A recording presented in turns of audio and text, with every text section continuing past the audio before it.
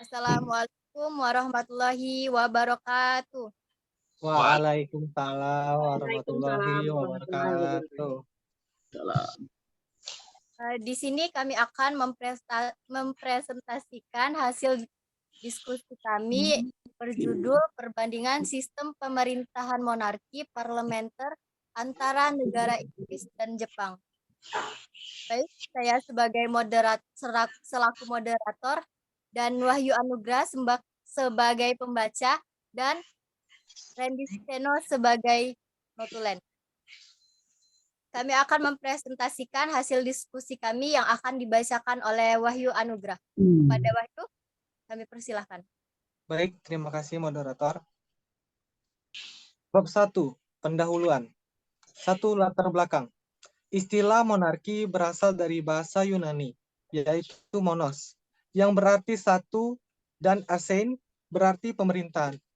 Dengan begitu, monarki dapat diartikan sebagai salah satu sistem pemerintahan yang dipimpin oleh seorang raja, ratu, sultan, atau kaisar. Monarki juga merupakan sistem pemerintahan tertua di dunia. Pada sistem pemerintahan monarki, raja memiliki wewenang untuk memegang semua cabang kekuasaan yang ada, membentuk undang-undang, melaksanakan serta menguji pelaksanaan undang-undang, dan menjadi pemimpin tentara. Namun, tidak semua jenis monarki kekuasaan negara dipegang oleh sang raja, sebab masing-masing jenis monarki memiliki karakteristik yang berbeda. Sebagian negara monarki ada yang memosisikan raja atau ratu sebagai kepala negara, yang mana segala ucapannya memiliki kekuatan hukum tetap.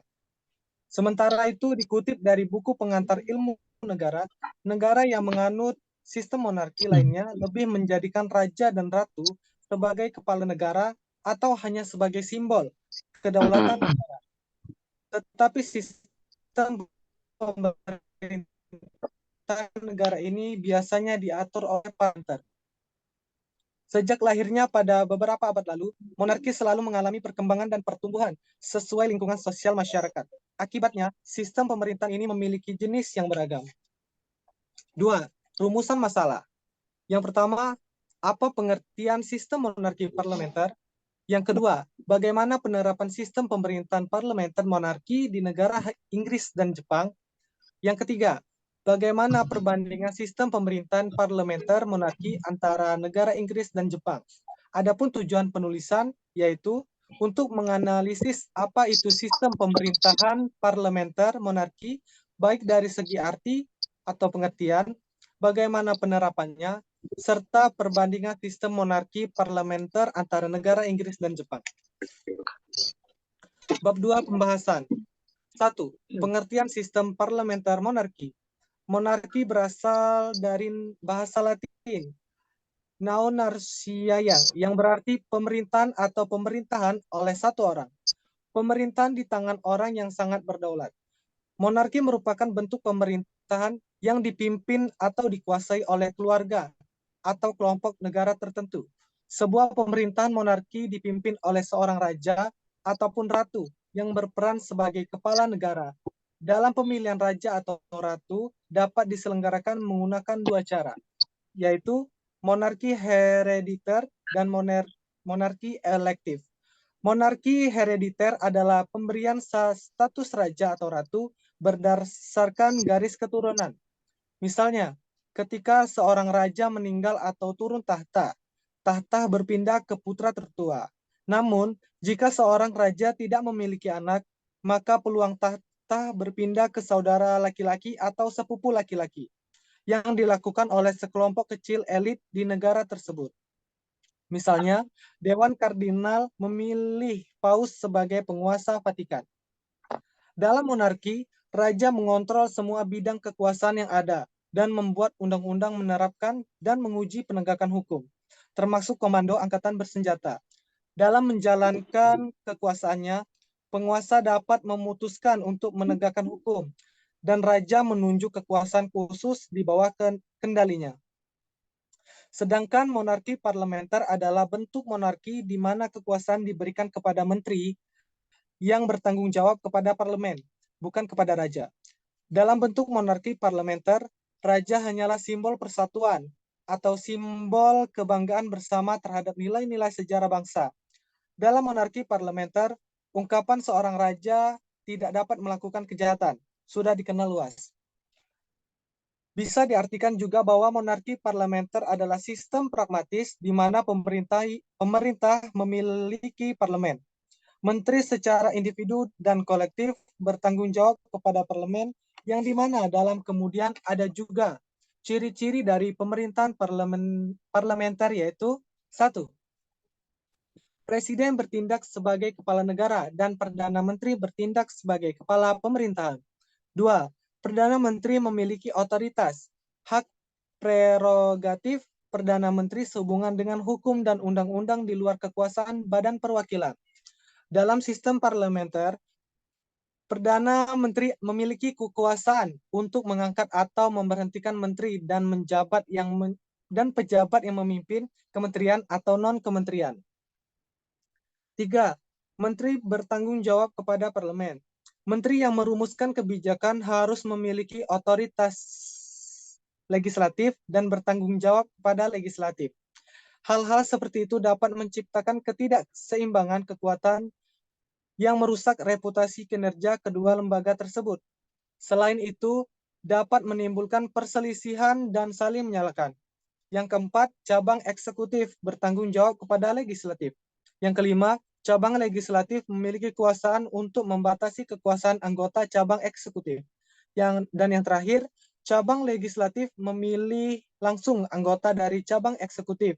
Komite eksekutif membantu presiden dalam mengatur tindakan pemerintah sebagaimana ditentukan oleh Kongres. Kongres memiliki kekuatan untuk memutuskan siapa yang layak menduduki jabatan eksekutif di presiden. Presiden dipilih melalui pemungutan suara berdasarkan aturan negara. 2. Sistem monarki parlementer yang diterapkan di Inggris dan Jepang. Yang pertama, sistem monarki parlementer Inggris. Negara Inggris didirikan tanggal 1 Mei 1707, dikenal sebagai negara kesatuan atau Unitary States, yang mempunyai julukan United Kingdom, dengan beberapa negara bagian, yaitu Irlandia Utara, England, dan Wales. Inggris menganut sistem monarki konstitusional atau parliamentary monarchy, dengan aturan negara terdesentralisasi dan mengadopsi sistem pemerintahan parlementer, di mana parlemen memegang kekuasaan lembaga legislatif atau lebih dikenal dengan House of Commons dan House of Lords. Badan eksekutif berwenang membubarkan parlemen, di mana di dalam anggotanya terdapat anggota kabinet yang dipimpin Perdana Menteri. Ratu berperan sebagai kepala negara dan simbol kedaulatan negara. Inggris menerapkan sistem dua partai, yaitu Partai Konservatif dan Partai Buruh, di mana kedua partai ini selalu bersaing untuk bisa mendominasi. Konstitusi Inggris tidak terkodifikasikan dalam satu naskah tertulis, tetapi tersebar dalam berbagai peraturan, hukum, dan konvensi. Adapun pokok-pokok sistem pemerintahan Inggris, yaitu 1. Berbentuk negara kesatuan dengan sistem desentralisasi dan bentuk pemerintahan monarki. 2. Mempunyai parlemen yang terdiri dari 2 kamar. 3. Ratu berperan sebagai kepala negara dan simbol kedaulatan negara. 4. Menteri atau kabinet memegang penuh kekuasaan terhadap pemerintahan. Mereka umumnya berasal dari House of Commons dan berasal dari partai mayoritas badan tersebut. Kabinet dapat dibubarkan oleh parlemen dengan mosi tidak percaya. 5. Inggris juga menerapkan adanya oposisi. Dalam artian oposisi tersebut membentuk kabinet tandingan. 6. Mempunyai sistem dui partai. Terdapat 2 partai besar, yaitu Partai Konservatif dan Partai Buruh yang saling bersaing. Dan terakhir, badan peradilan ditunjuk oleh kabinet. Tetapi peradilan berjalan dengan bebas dan tidak memihak. Konstitusi. Sebagai negara yang menganut monarki konstitusional, di mana kekuasaan lembaga eksekutif diambil oleh menteri dan perdana menteri yang memimpin berbagai departemen. Para menteri ini berasal dari parlemen atau legislatif. Inggris merupakan salah satu negara yang menganut konstitusi tertulis tunggal. Di sisi lain, hukum yang berlaku bersifat umum, adat istiadat serta tidak menjadi bagian konstitusi. A. Kekuasaan eksekutif. Eksekutif dipegang oleh Perdana Menteri. Dalam pemilihannya tersendiri ditunjuk langsung oleh Ratu. Kemudian eksekutif tersebut biasanya menjadi pemimpin partai yang berkuasa di parlemen. Menteri yang dipilih tersebut mempunyai tugas untuk membantu Perdana Menteri dan secara umum menyetujui semua kebijakan pemerintah. Biasanya dalam pemerintahan monarki tidak berlandaskan pada sebuah hukum atau aturan, tetapi saat ini Ratu terikat oleh hukum dan hanya dapat memerintah dengan persetujuan parlemen bertindak atas saran menteri. Dewan Penasehat, nama asli lembaga ini adalah The Privy Council. Dulu lembaga ini berperan sebagai sumber kekuatan dari eksekutif. Namun, berjalannya sistem kabinet pada abad ke-18 menyebabkan fungsi lembaga eksekutif ini lambat laun diambil alih oleh kabinet. Monarki. Pada saat ini kekuasaan absolut monarki lambat laun semakin dikurangi. Saat ini Ratu bisa mendengarkan dan mengikuti saran dari menteri. Ratu mempunyai hak dalam menentukan siapa yang dapat menduduki jabatan-jabatan penting, seperti menteri gubernur dan jabatan penting lainnya. Adapun kewenangan Ratu dalam urusan luar negeri. Berwenang dalam mengumumkan terjadinya perang ataupun perdamaian, mengakui kedaulatan negara lain, mengakui dan melepas wilayah kerajaannya, serta membuat perjanjian kesepakatan internasional. Kekuasaan legislatif. Kekuasaan legislatif dikuasai oleh parlemen, yang terdiri dari 2 kamar, atau yang disebut dengan bicameral. Terdiri dari House of Commons dan House of Lords. Keduanya mempunyai hierarki yang berbeda, tetapi kedua kamar tersebut terikat dalam proses pengawasan. House of Commons menjadi pusat dalam kekuatan parlemen. Anggotanya bertanggung jawab kepada rakyat yang memilihnya. The House of Lords, anggotanya dijuluki Peers, yang terdiri dari Lords Spiritual dan Lords Temporal. Di dalamnya ada Law Lords atau hakim senior. Pemilihan anggota The House of Lords ini dipilih oleh golongan yang dianggap senior dan orang-orang terpandang dalam masyarakat. Keluarga kerajaan mempunyai pengaruh dan kuasa yang sangat luar biasa dalam sistem monarki. Tetapi meskipun peran yang dimainkan oleh Ratu dalam hal ini sebagian besar adalah peran seremonial, sistem monarki tetap menjadi bagian integral dari keluarga kerajaan di parlemen, yang secara teoritis memberikan parlemen kekuasaan untuk membuat undang-undang. Keputusan parlemen tidak menjadi undang-undang sampai disahkan oleh monarki. Secara garis besar, parlemen memiliki 3 fungsi utama, yaitu yang pertama, pengecekan rancangan undang-undang, yang kedua, pembedahan terhadap isu-isu yang sedang terjadi, dan yang terakhir, mengawasi dan mengkritik kebijakan pemerintahan dan administrasi. Kekuasaan yudikatif. Komite Yudisial Dewan Penasehat. Dalam sistem pengadilan Inggris, tidak ada pengadilan nasional tertinggi tunggal. Komite Kehakiman Dewan Penasehat berfungsi sebagai pengadilan banding terakhir dalam menangani kasus-kasus tertentu. Sedangkan Dewan Perwakilan Rakyat berfungsi sebagai pengadilan banding tertinggi. Berbeda dengan Skotlandia, di mana keputusan tertinggi tentang masalah atau kasus pidana adalah pengadilan tinggi. Sedangkan dalam masalah perdata, tugas ini dilakukan oleh House of Commons. Komisi Kehakiman adalah pengadilan terakhir kerajaan Inggris. Sistem hukum peradilan di kerajaan Inggris. Ada satu ciri khas dari sistem hukum Inggris yang berbeda dari sistem Eropa kontinental, yaitu tidak adanya sistem hukum peraturan, mengingat fakta bahwa semua peraturan dibuat oleh legislatif, dan hukum tidak tertulis adalah bagian dari konstitusi atau fundamental hukum negara itu. Permohonan banding atas suatu masalah dari pengadilan distrik juga dapat diajukan untuk diadili dan dipertimbangkan oleh pengadilan tinggi. Baik, moderator.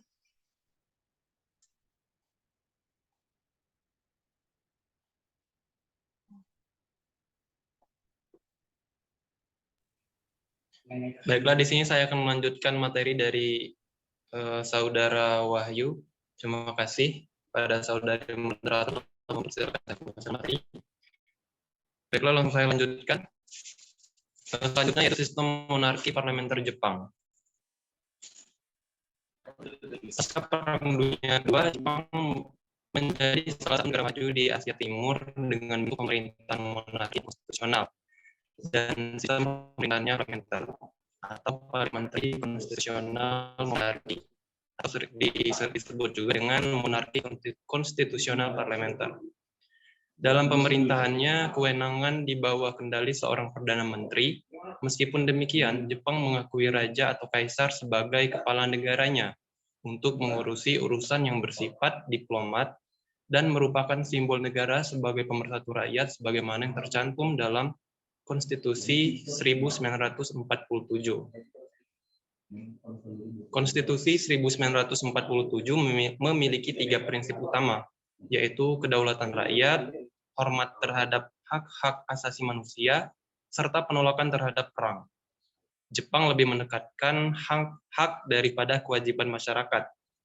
Hak tersebut berupa jaminan kepada masyarakat Jepang, seperti jaminan kebebasan berpendapat, berkumpul dan memeluk agama, dan sebagainya. Dalam menjalankan roda pemerintahannya, Konstitusi Jepang membagi kekuasaan lembaga negara ke dalam 3 kekuasaan yang berbeda, namun tidak terpisah karena memiliki hubungan timbal balik. Lembaga legislatif atau DIT, atau disebut juga dengan parlemen, lembaga eksekutif atau anggota kabinet yang dipimpin oleh Perdana Menteri, dan lembaga yudikatif, yaitu Supreme Court atau Mahkamah Agung. Baiklah, pertama yaitu lembaga legislatif atau parlemen. Diet atau parlemen Jepang bersifat bikameral atau memiliki 2 kamar, yaitu House of Representatives yang merupakan majelis rendah dan House of Councilors yang merupakan majelis tinggi. Konstitusi Jepang menempatkan majelis rendah memiliki kekuasaan lebih dibanding dengan majelis tinggi. Mereka dipilih oleh rakyat dalam pemilihan umum, misalnya saja dalam menunjuk Perdana Menteri. Suara majelis rendah diutamakan, termasuk dalam membuat rancangan undang-undang sidang anggaran.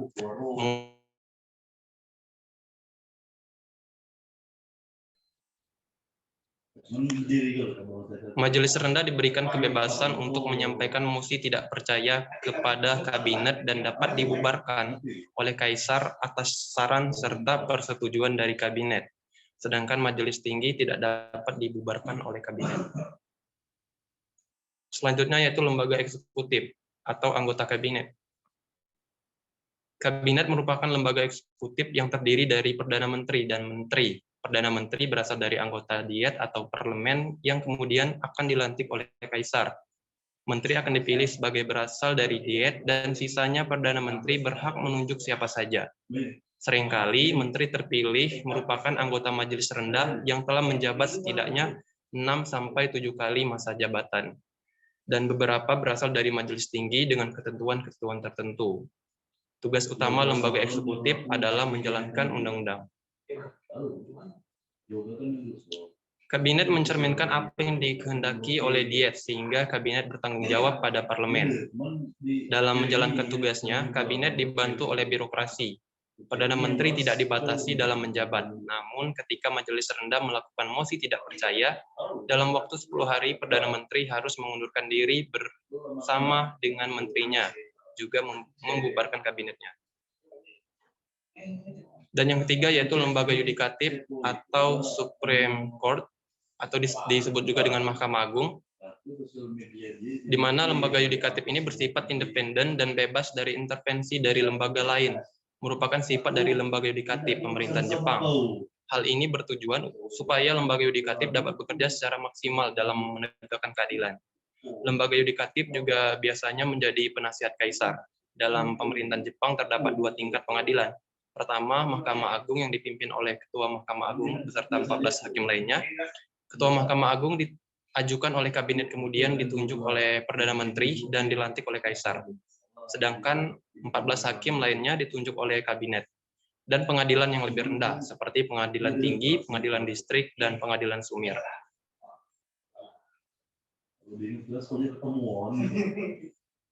Masyarakat akan melihat kinerja Ketua Mahkamah Agung dan dievaluasi dalam pemilihan majelis rendah. Setiap 10 tahun sekali, Ketua Mahkamah Agung dapat diberhentikan dalam referendum pada saat pemilihan umum oleh masyarakat. Sedangkan hakim di pengadilan rendah hanya menjabat selama 10 tahun dan memiliki hak istimewa pengangkatan kembali sebagai hakim. Dan masyarakat maupun majelis rendah tidak dapat mengevaluasi ataupun memberhentikan hakim pengadilan rendah tersebut. Dan yang ketiga yaitu perbandingan sistem monarki parlementer antara negara Inggris dan Jepang. Yang pertama itu kelebihan dan kekurangan monarki parlementer Inggris. Di mana poin pertama itu monarki yang kreatif. Karena monarki di Inggris ini mencoba menggabungkan konsep monarki dengan demokrasi sehingga ada perpaduan di antara keduanya. Salah satunya yaitu kegiatan pemilihan parlementer yang dilakukan secara pemilihan umum atau pemilu. Poin kedua yaitu pemerintahan yang solid, karena kerajaan bagian dari kesucian dan sejarah yang tidak bisa digores. Dengan adanya kerajaan Inggris bisa menjadi sistem monarki yang patut ditiru oleh negara lain. Poin selanjutnya yaitu sistem dui partai. Kondisi ini menandakan negara yang kemejamukannya sangat minim karena kontestasi politik yang sengit, sehingga tidak banyak alternatif pikiran yang lain. Dan poin terakhir yaitu dari kelebihan dari monarki parlementer Inggris, yaitu partai atau pihak oposisi bekerja dengan sangat baik dalam hal pengawasan pemerintahan, menjadikan kabinet sebagai eksekutif bekerja dengan baik dan berhati-hati. Kemudian kekurangan. Poin pertama dari kekurangan tersebut yaitu pertama mudahnya menjatuhkan kabinet oleh partai oposisi. Kemudian kabinet sangat terpengaruh oleh parlemen sirkulasi elit kekuasaan karena sangat dibatasi oleh sistem monarki, tidak seperti negara demokrasi. Dan poin yang terakhir yaitu adanya kesenjangan secara status karena sistem monarki membedakan status, otomatis dalam akses pemerintahan pun pasti dibedakan. Kedua, kelebihan dan kekurangan dari monarki parlementer di Jepang. Yang pertama kelebihan yaitu pertama kerjasama antara kekaisaran sebagai kepala negara dan perdana menteri sebagai kepala pemerintahan dalam sistem pemerintahan Jepang membuat negara berjalan dengan baik dikarenakan hubungan yang terjalin dengan sangat baik. Disebabkan oleh peran dari masing-masing lembaga yang sudah tertuang dalam konstitusi Jepang dengan sangat jelas. Kaisar yang dalam konstitusi hanya menjadi simbol pemersatu rakyat menjadikannya tidak memiliki kekuasaan yang besar bila dibandingkan dengan Perdana Menteri atau Parlemen. Meskipun Kaisar masih mempunyai wewenang dalam mengajukan mandat, tetapi itu tetap berada di bawah pengawasan dan persetujuan legislatif. Peran lainnya bagi Kaisar hanyalah dalam hubungan diplomatik.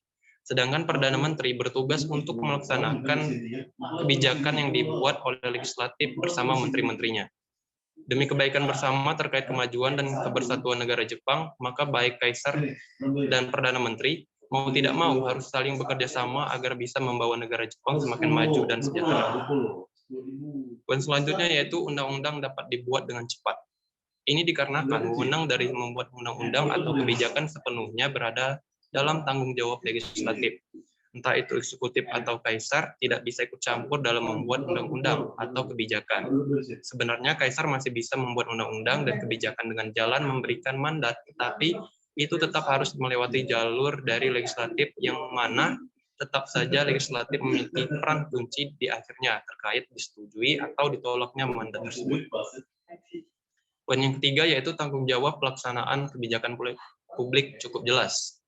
Alasannya dikarenakan Jepang menganut trias politika yang sangat tegas. Ini bisa dilihat dari wewenang setiap lembaga negara yang sudah tertulis dengan jelas. Dengan begitu, setiap lembaga akan fokus pada pekerjaannya masing-masing, serta fungsi pengawasan malah ditambah semakin ketat dengan adanya pihak oposisi yang sama ketat dan baiknya dalam melaksanakan tugas mereka.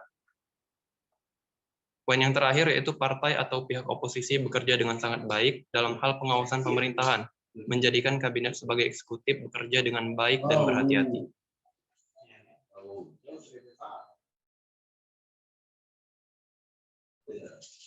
Kemudian kekurangan. Poin yang pertama dari kekurangan yaitu mudahnya menjatuhkan kabinet oleh partai oposisi. Sebagaimana biasanya dalam sistem parlemen, kabinet mudah sekali dijatuhkan oleh parlemen, khususnya oleh partai oposisi.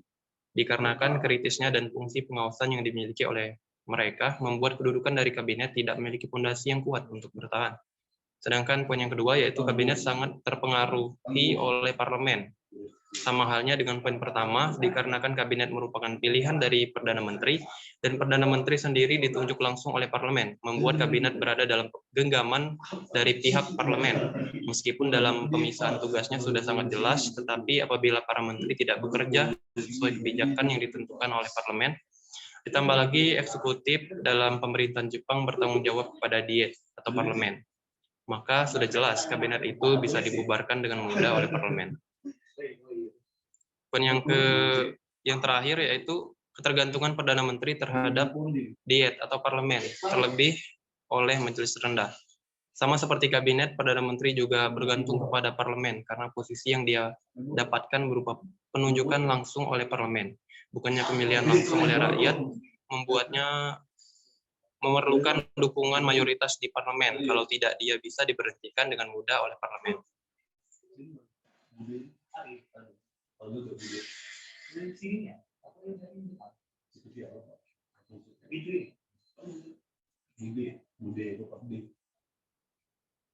Baik, kami langsung ke kesimpulan pada materi kami. Di sini kami menyimpulkan bahwa sistem monarki parlementer Inggris dan Jepang dapat dibagi dalam dua tabel berikut, di mana poin yang pertama dari Inggris yaitu lembaga legislatif, kekuasaan dipegang oleh parlemen bersifat bikameral atau the House of Commons dan the House of Lords. Sedangkan untuk Jepang, lembaga legislatif bersifat bikameral atau House of Representative dan House of Councilors. Dan poin yang kedua yaitu lembaga eksekutif di Inggris terdiri dari Perdana Menteri yang dipilih oleh Ratu. Sedangkan lembaga eksekutif dari Jepang atau anggota kabinet terdiri dari Perdana Menteri yang berasal dari Diet atau parlemen yang kemudian dilantik oleh Kaisar. Dan untuk lembaga yudikatif, di Inggris tidak terdapat pengadilan nasional tertinggi yang bersifat tunggal. Komite yudisial merupakan pengadilan dibanding tingkat akhir. Sedangkan lembaga yudikatif di negara Jepang yaitu bersifat independen dan bebas dari intervensi dari lembaga lain.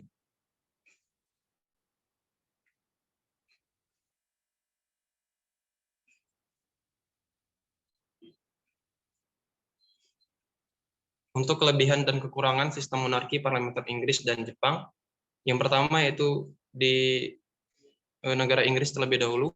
Untuk kelebihan, poin yang pertama yaitu perpaduan sistem monarki dan demokrasi. Yang kedua, pemerintahan yang solid. Ketiga, sistem duipartai. Keempat, partai atau oposisi bekerja dengan baik. Sedangkan untuk negara Jepang sendiri, yaitu poin pertama, kerjasama yang baik antara kekaisaran dan Perdana Menteri. Kemudian undang-undang dapat dibuat dengan cepat. Ketiga, tanggung jawab pelaksana kebijakan publik cukup jelas. Dan yang terakhir yaitu partai atau oposisi bekerja dengan baik. Sedangkan untuk poin kekurangannya yaitu di negara Inggris, poin yang pertama yaitu mudahnya menjatuhkan kabinet oposisi. Kemudian kabinet sangat terpengaruhi parlementer. Dan yang ketiga, tidak ada sirkulasi elit kekuasaan. Dan yang terakhir yaitu adanya kesenjangan secara status. Sedangkan untuk di negara Jepang, kekurangan dari poin pertama yaitu mudahnya menjatuhkan kabinet oposisi, kemudian kabinet sangat terpengaruhi parlementer, dan yang ketiga ketergantungan Perdana Menteri terhadap Diet atau parlemen terlebih oleh majelis rendah. Saya kembalikan kepada saudari moderator.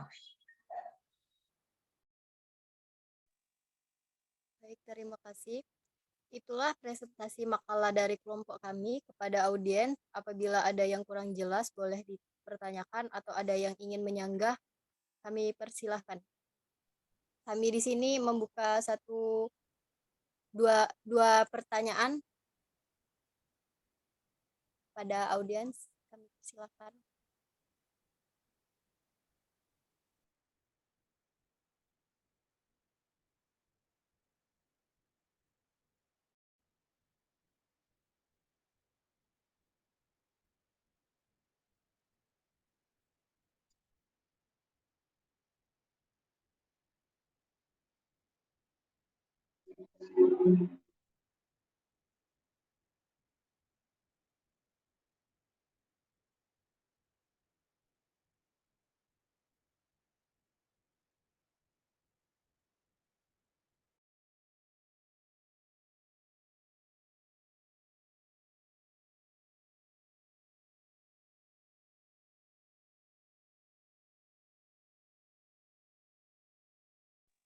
Sekali lagi kepada audiens, apakah ada yang ingin menyanggah atau bertanya? Kami persilakan.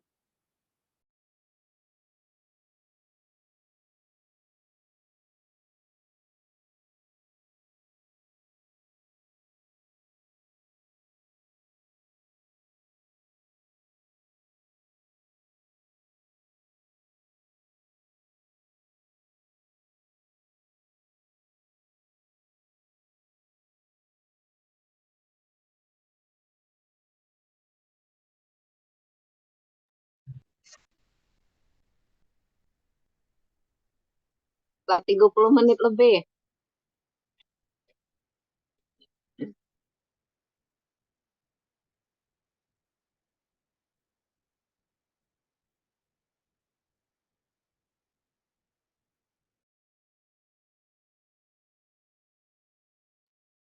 Yuk, nanya. Mau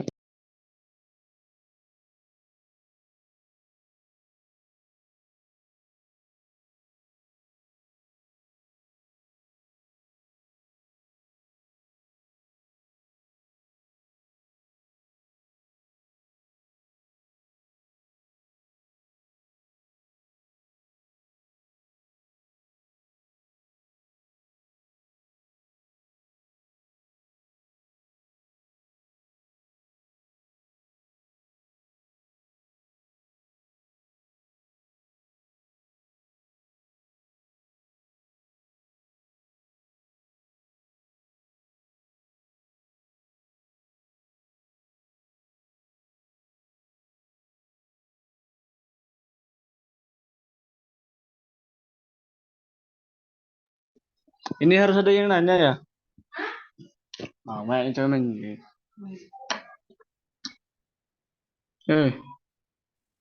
Iya, harus ada yang nanya ini. Aduh.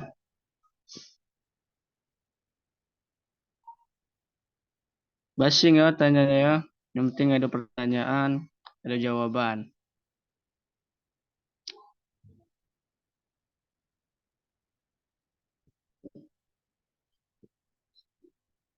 Iya, tidak apa-apa, laju lah, nanya lah.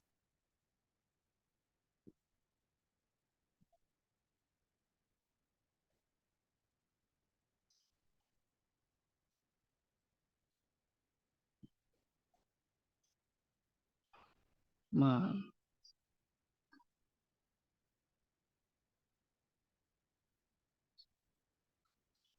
Ini nih, nanya ya, sastra dari kelompok 3 ingin bertanya, tadi kalau memang ada tadi dijelaskan, mungkin saya belum tahu kan, saya tinggal tidur. Untuk pertanyaannya, apakah sistem pemerintahan parlementer ini hanya digunakan pada negara yang berbentuk monarki? Ada yang nyatet nggak? Ada Wahyu. Reni Kuseno.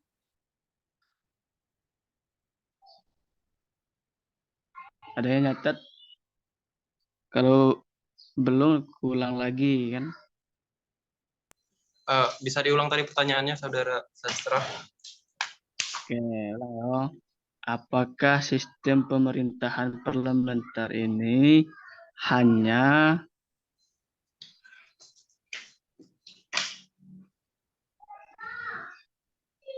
Ya. digunakan pada negara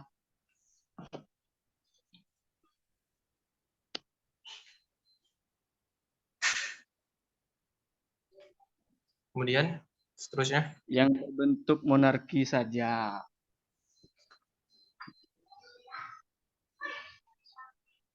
Cukup itu, Bay. Terima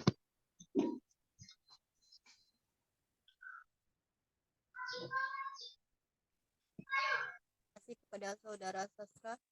Di sini kami membuka satu sesi pertanyaan lagi kepada audiens. Jika ada yang ingin bertanya, silakan.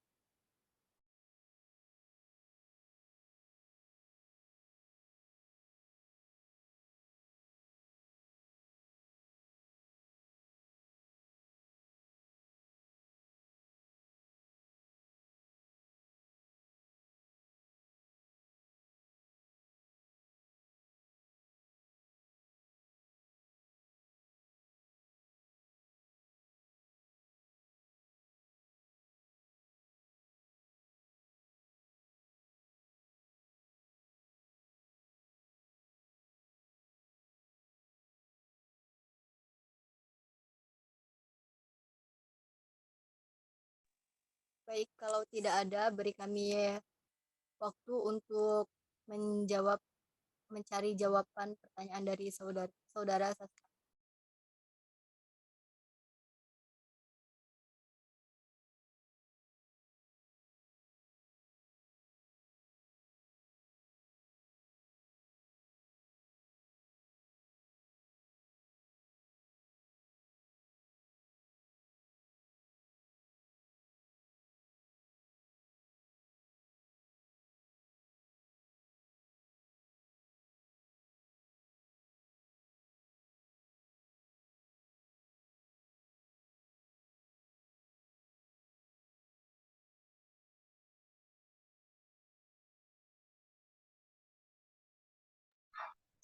Kalau nggak ada lagi langsung jawab, Bay.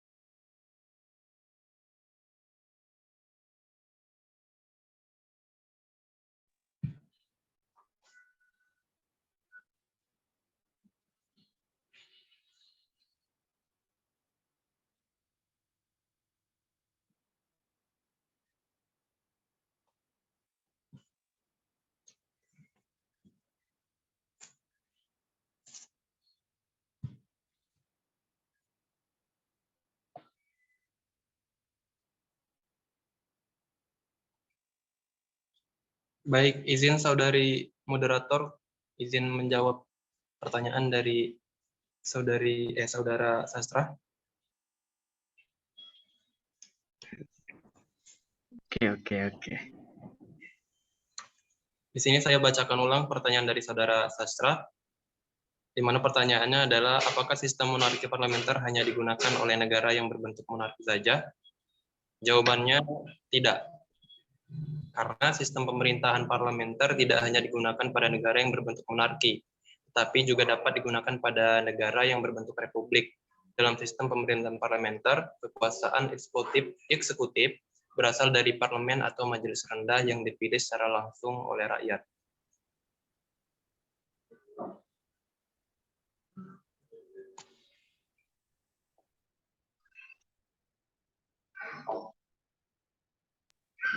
Saudara Sastra, apakah sudah jelas atau kurang jelas?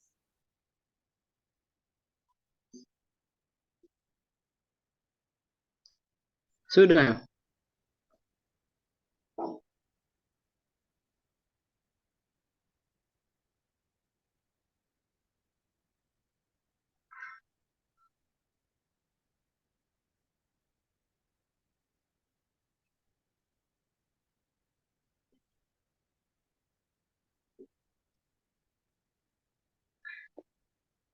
Coba ulang.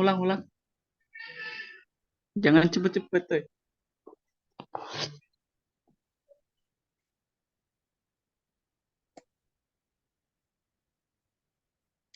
Intinya, Bay. Baik, saya ulang. Gimana pertanyaannya tadi, saya ulang kembali. Apakah sistem monarki parlementer hanya digunakan oleh negara yang berbentuk monarki saja? Jawabannya tidak. Sistem pemerintahan parlementer tidak hanya digunakan pada negara yang berbentuk monarki, tapi juga dapat digunakan pada negara yang berbentuk republik.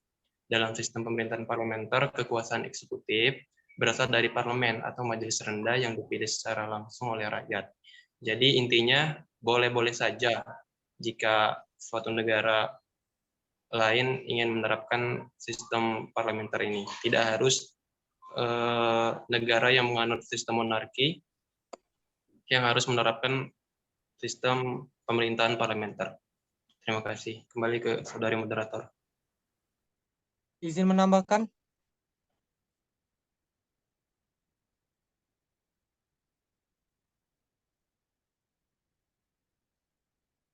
Izin menambahkan moderator. Baik, silakan.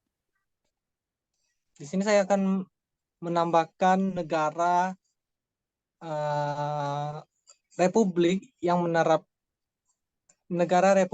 menerapkan sistem parlementer seperti Jerman, Italia, India, dan Prancis. Di sisi lain juga ada negara monarki yang menganut sistem pemerintahan presidensial seperti Amerika Serikat. Oleh karena itu, hubungan antara sistem pemerintahan dan bentuk negara bisa sangat bervariasi. Sekian, terima kasih. Oke. Apakah sudah jelas? Oh, jelas. Sudah. Berarti Indonesia juga berarti ini ya, parlementer ya? Ya enggak sih? Oh, jangan kaku nih, no. Kita sembari sharing-sharing.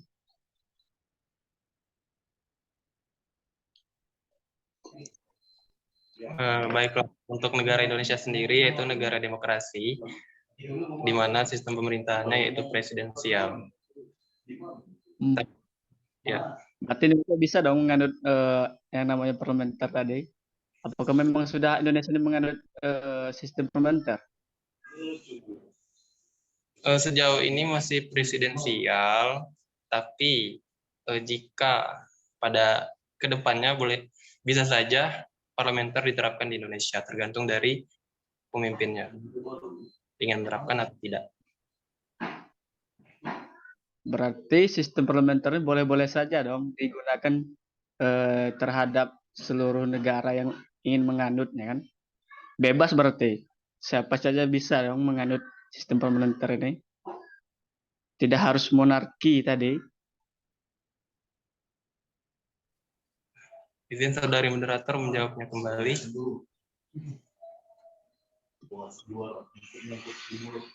Kembali kepada judul makalah kami, yaitu perbandingan sistem pemerintahan monarki parlementer antara negara Inggris dan Jepang. Di mana kan judul kami yaitu intinya pada dasarnya di sini lebih ke negara monarki yang menganut sistem parlementer. Yang artinya negara kedua ini antara Jepang dan Inggris yaitu menganut sistem parlementer tersebut.